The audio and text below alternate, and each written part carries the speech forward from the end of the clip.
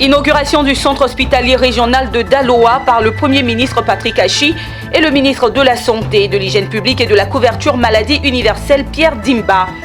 Le secrétaire général de la ZLECAf reçu en audience ce lundi 26 juillet par le chef de l'État ivoirien, son Excellence Alassane Ouattara.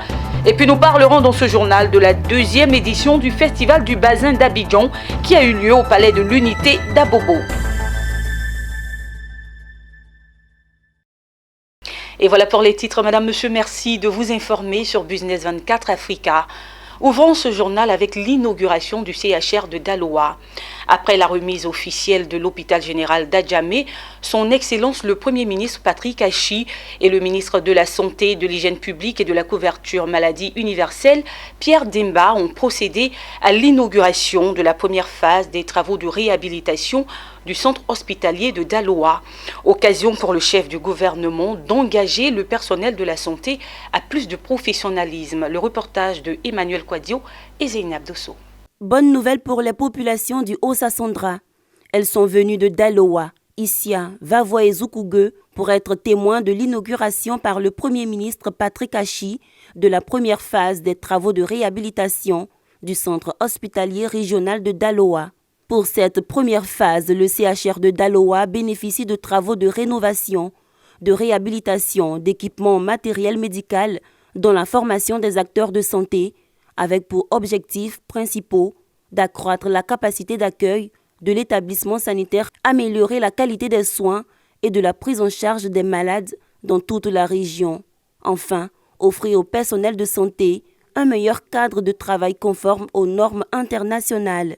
Coût de cette première phase de réhabilitation, environ 4 milliards de francs CFA. Elle a permis la réhabilitation de l'équipement de 8 bâtiments, administration, laboratoire, services de diabétologie, maternité, suite de couches, pédiatrie, de préaux-familles, la réfection de la voirie dans l'aire des établissements concernés, la construction de galeries, la réfection du réseau d'assainissement et d'adduction d'eau, la réfection du réseau d'électricité extérieure et le relèvement des plateaux techniques. Après s'être félicité de la qualité des travaux de cette première phase de réhabilitation du CHR de Daloa, le Premier ministre Patrick Achi a tenu à s'adresser au corps médical.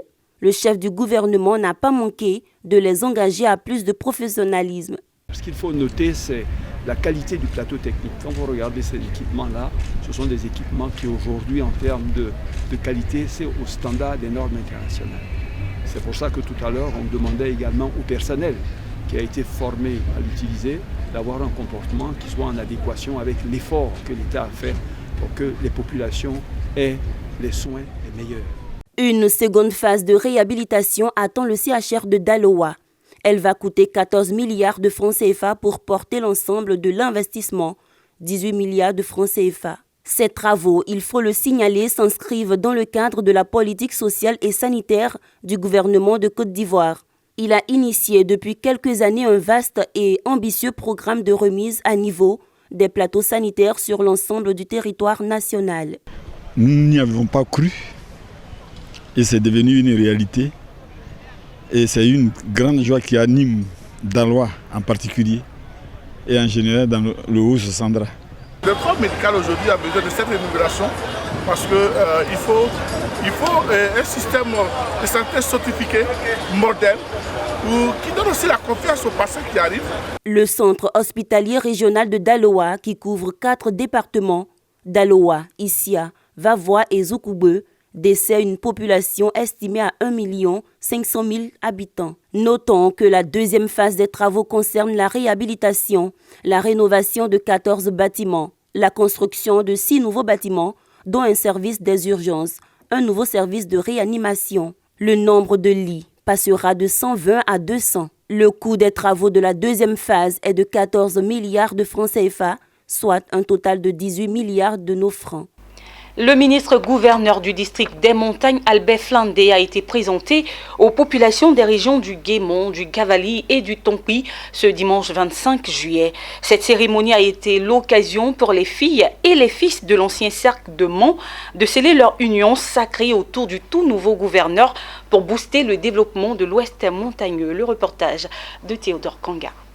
Le district des Montagnes compte 901 localités, soit 10% de la population ivoirienne et regorge beaucoup de potentialités économiques. Ce vaste territoire a été confié le 18 juin dernier à Flindé Albert par le président Alassane Ouattara. À l'occasion de sa présentation officielle aux populations des régions du Cavali, du Guémon et du Tonkpi, le tout nouveau gouverneur a rendu un hommage au président de la République pour la confiance renouvelée.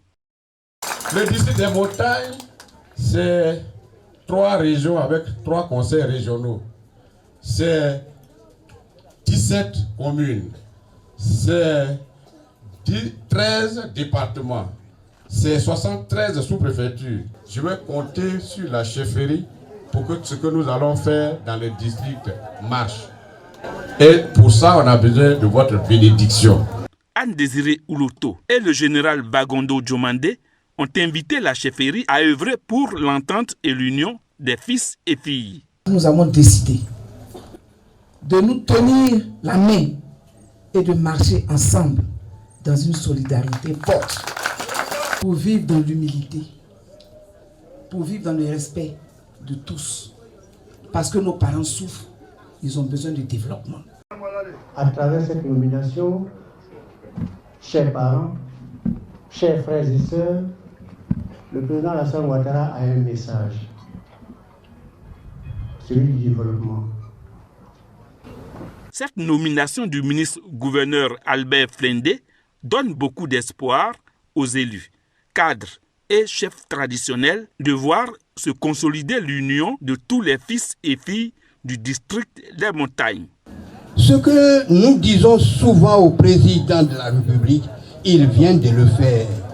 Ils vont dérouler les projets de développement pour venir consolider ce qui est déjà réalisé dans le Tonkpi, dans le Guémon et dans le Cavali. L'unité de nos cadres élus fait notre fierté. Nous souhaitons bon vent, plein succès au ministre-gouverneur. Avec l'installation du ministre-gouverneur, les populations du district des montagnes rêvent de voir booster le développement de l'ancien cercle de Mans. On l'annonçait en titre, le chef de l'État ivoirien Alassane Ouattara a reçu en audience ce lundi 26 juillet au palais présidentiel le secrétaire général de la zone de libre-échange continentale africaine ZLECAf, le sud-africain Wonkele Mene. Il faut le rappeler, la ZLECAf établit un marché unique pour les biens et services fabriqués en Afrique, élimine les droits de douane de 90% et s'attaque aux barrières non tarifaires telles que les délais douaniers. Elle est entrée en vigueur depuis janvier 2021, mais beaucoup reste encore à faire, notamment dans ce contexte d'impact de la Covid-19 sur les économies africaines. Le compte-rendu de cette audience avec Daniel Kodjo et Marius Seri. C'est une rencontre de haut niveau pour échanger sur les défis à relever au niveau de la zone de libre-échange continentale africaine, ZLECAf. Le président de la République de Côte d'Ivoire, Alassane Ouattara, a rencontré Wonkele Mene lors de son séjour en Côte d'Ivoire. Les deux hommes ont une même vision, celle de tout mettre en œuvre pour la promotion de l'intégration économique afin de favoriser la progression du commerce intra-africain. Je voudrais remercier Monsieur le Président de la République pour le temps qu'il a pu m'accorder. Lors de cette réunion, nous avons discuté des défis, d'abord de la mise en place de cette institution, mais également des défis que nous rencontrons.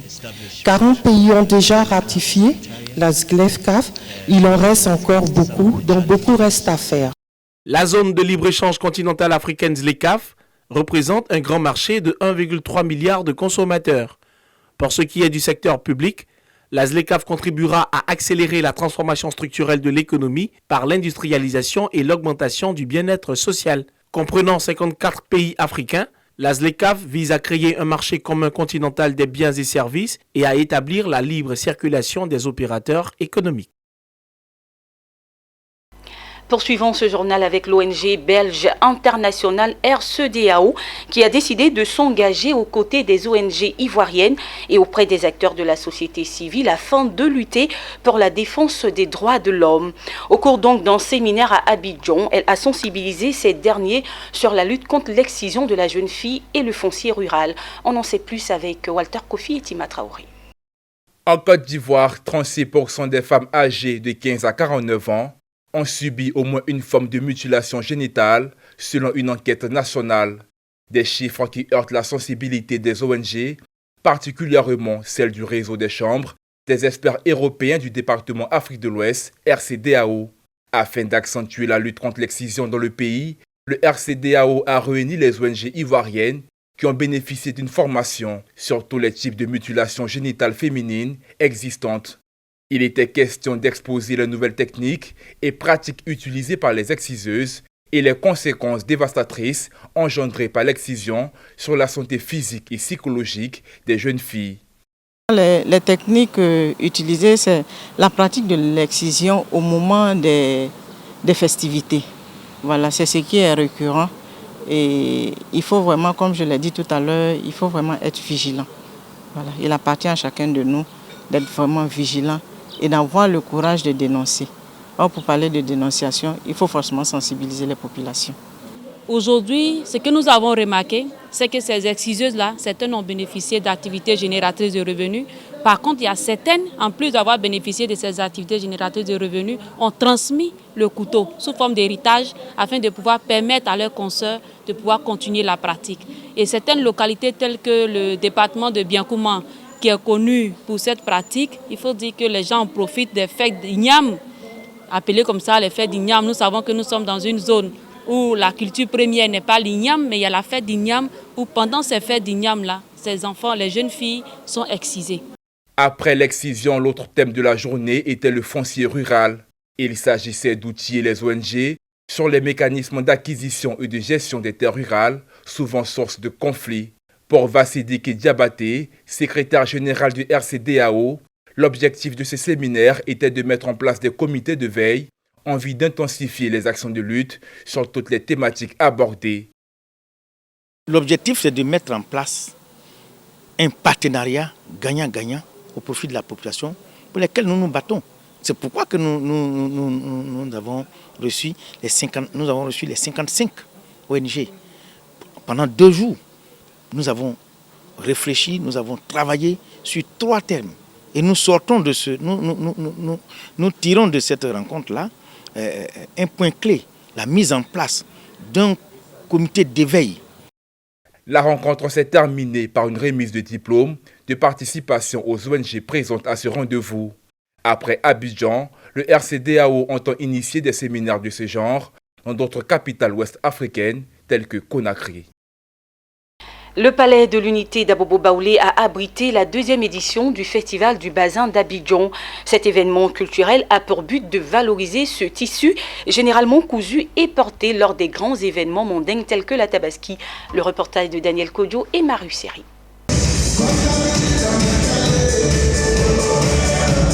C'est un spectacle riche en sons et en couleurs. La 2e édition du Festival du Bazin d'Abidjan a tenu ses promesses.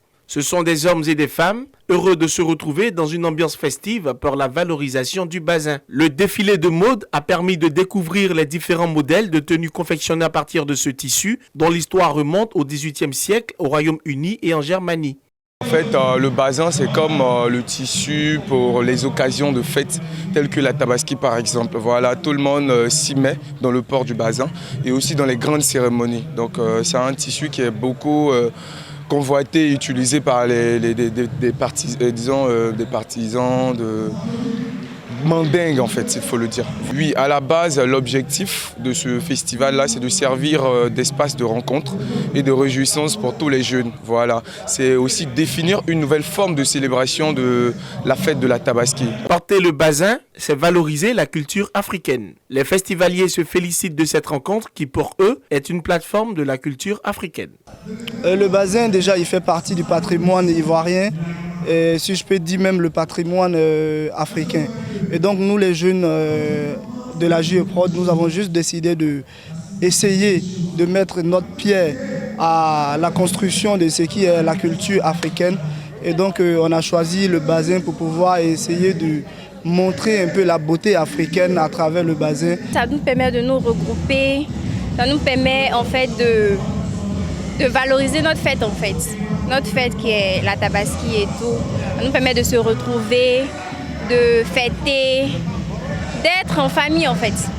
En tout cas, à mon âme, ma vie, c'est vraiment important pour moi, puisque j'ai grandi dans ça même.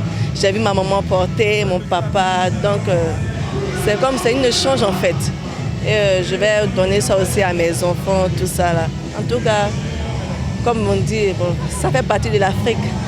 Donc, ça me fait plaisir en tout cas. Venu de l'Allemagne au départ, le Bazin à partir du Mali a gagné l'Afrique tout entière, au point aujourd'hui de faire partie des traits distinctifs de la culture africaine. Et le Festival du Bazin d'Abidjan, parmi tant d'autres sur le continent, n'est pas étranger à cette appropriation. Merci à Daniel Kodjo et Marius Seri. Le groupe scolaire 2IAE rendra un hommage aux bacheliers des régions du Moronou et de l'Agnébi-Tiassa les 27 et 28 juillet à 2IAE, Azagué et Mbato. L'objectif est de féliciter les nouveaux lauréats au baccalauréat et promouvoir l'université de l'entrepreneuriat du groupe 2IAE. L'annonce a été faite au cours d'une conférence de presse tenue par Koa Séraphin, fondateur de l'établissement. Le reportage de Walter Kofi et Lyon Gilbert. Le groupe École des IAE des IFE veut faire vivre d'un moment inoubliable aux nouveaux bacheliers 2021 de Côte d'Ivoire. À leur honneur, l'établissement d'enseignement supérieur organise des festivités. Ce mardi 27 juillet, les bacheliers de l'Agnébi-Tiassa sont attendus au temple de l'entrepreneuriat situé à Azagué, Awa, pour prendre part à un concert géant à leur honneur. Après l'Agnébi-Tiassa, le président fondateur de l'université de l'entrepreneuriat du groupe École des IAE donne rendez-vous cette fois aux nouveaux bacheliers de la région du Moronou. Ils sont attendus le 28 juillet au groupe des IAE de Mbato pour communier avec la crème des artistes ivoiriens. Le groupe École des IAE de montrer à toute la Côte d'Ivoire qu'il existe bel et bien une université de l'entrepreneuriat en Côte d'Ivoire. En quelque sorte, c'est faire découvrir cette université à la Côte d'Ivoire. Mais nous en profitons en même temps aussi pour célébrer les nouveaux bacheliers 2021. Parce que sachez que le bac, c'est le diplôme le plus important dans la vie d'un individu, d'une personne. Donc nous avons décidé de célébrer nos enfants, les nouveaux bacheliers. Pour ce faire, nous avions fait appel à des artistes de renom pour égayer un tant soit peu nos enfants. Il s'agit de l'artiste Kérosène que tout le monde connaît. Il s'agit aussi également de Magnifique, qui sera aussi l'animateur attitré de cet événement. Il y a aussi le groupe VDA. Et tout ça, c'est pour le groupe École des IAE, c'est pour les nouveaux bacheliers 2021. Donc j'invite la population d'Azagué, de Mbato, à venir soutenir, n'est-ce pas, ou bien féliciter, célébrer leurs enfants. À côté des festivités, le programme des rencontres d'Azagué, Awa et de Mbato seront également un moment de coaching des nouveaux bacheliers afin de les aider à mieux s'orienter. C'est aussi l'occasion de parler de l'entrepreneuriat. Le thème central même de notre événement, c'est l'entrepreneuriat par l'action et non le verbe. Il va sans dire que nous devons aussi, tout en s'amusant, on doit apprendre et aussi demander à nos nouveaux bacheliers de faire le bon choix, la bonne orientation. Le groupe École des IAE, il faut le rappeler, se compose de 5 établissements, dont celle de la Riviera Palmeraie, de Yopougon, d'Azagué, de Mbato et de Yamoussoukro.